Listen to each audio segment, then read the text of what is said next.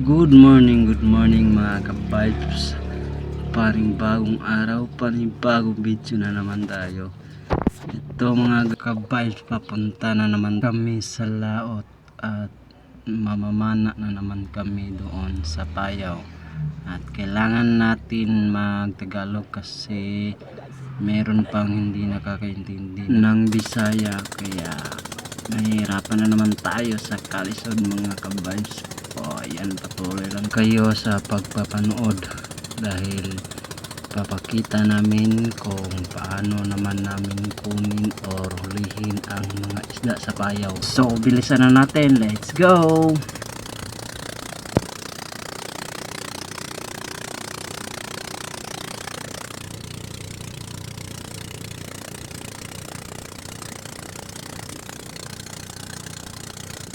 So mga ka-vibes, nandito na kami sa unang Payaw at nakahuli rin ng koyo ang isang hunter namin na si Rexon Hunter, yung isang kapatid namin. Kaya ito mga ka-vibes, panoorin nyo ng mabuti.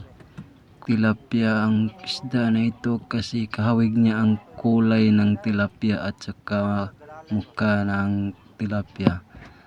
Kaya ayan mga ka-vibes, nahihirapan ang kapatid ko dito sa pagtanggal sa kanyang pana. Kaya ayan mga ka-vibes, lumipat na lang kami ng ibang payaw. Ayan po mga ka-vibes, dyan po kami lumipat kasi isa lang ang nahuli namin doon sa unang payaw, kaya lumipat po na kami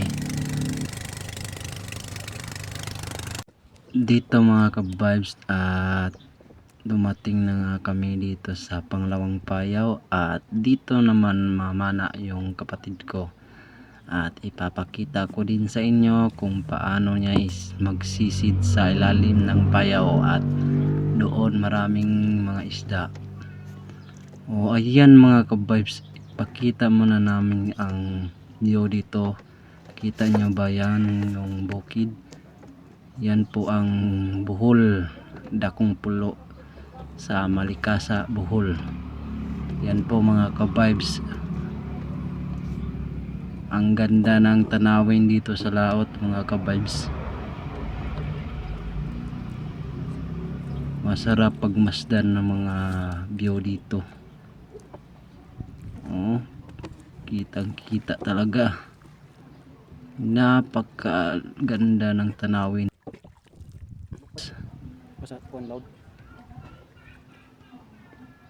Ayan mga ka-vibes, sinimula ng kapatid ko sa pagsisid. At ito mga ka-vibes, ang huli niya sa pangalawang sisid. Pangalawang video pala kasi hindi ko na videohan yung iba kasi nagmo-monitor kasi ako sa makina.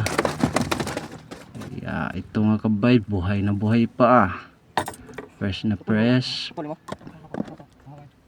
So bilisan natin mga ka-vibes para hindi naman kayo mahirapan sa pag-antay. Nagpapasalamat po pala kami sa mga taong nanood sa mga videos namin at nagsuporta sa mga buong videos namin. At salamat po sa inyo, shout out sa lahat sa walang sawang suporta sa aming mga videos. Paki-like and share and follow naman po sa mga baguhan pa dyan. So pagmasdan nyo lang ang aming mga huli. Ayan pa ang mga huli namin. Ayan mga ka-vibes, kailangan na natin ilagay sa bucket. Buhay na buhay pa mga ka-vibes.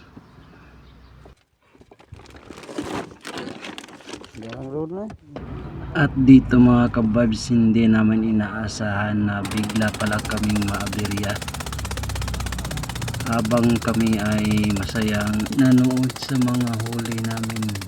At ako naman ay nagbibideo. Dyan po ang bahay namin, dyan po ang baryo namin. Dito naman ay sa Bohol, Malikasa, Bohol. At dyan po kami galing sa payo na yan. Dito na mga ka-vibes, hindi namin inaasahan habang ako ay nagbibideo sa kanya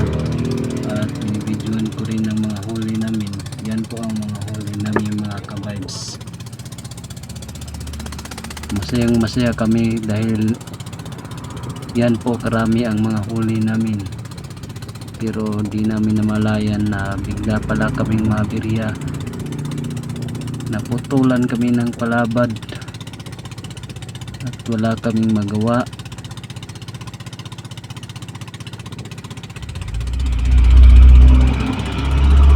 Ang sakit ng araw nito mga ka-vibes. Ayan po mga ka-vibes, masaya kami dyan na pinagmamastan ang lahat ng mga huli namin. So mga ka-vibes,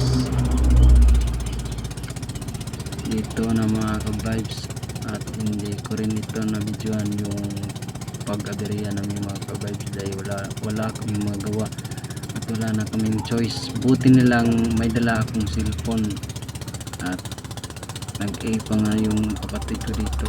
Buti na lang nagdala pa ako ng cellphone at sinachat ko yung yung kapitbahay namin. Ayan mga ka-vibes, wala na kami,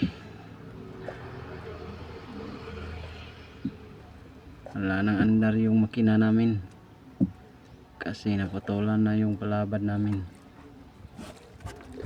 Yan mga ka-vibes, malayo pa kami.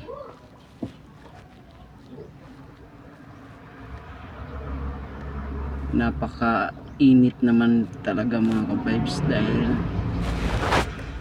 nasa kabilang laot talaga pa kami. Hindi pa kami nakarating sa mababaw.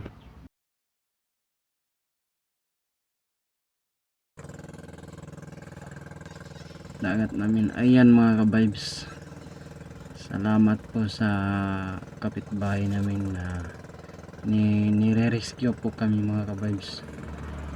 Kita nyo yan mga ka-vibes, yung nasa unahan namin. Yan po mga ka-vibes.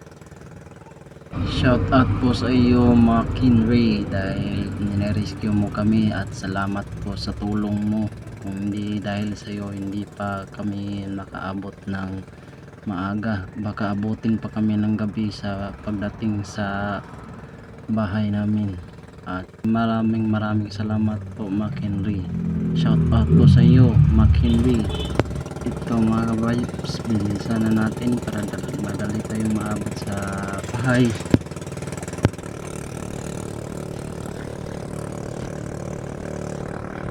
So ito mga ka-vibes, nakarating din kami sa bahay namin at dyan po sa unahan ng bahay namin.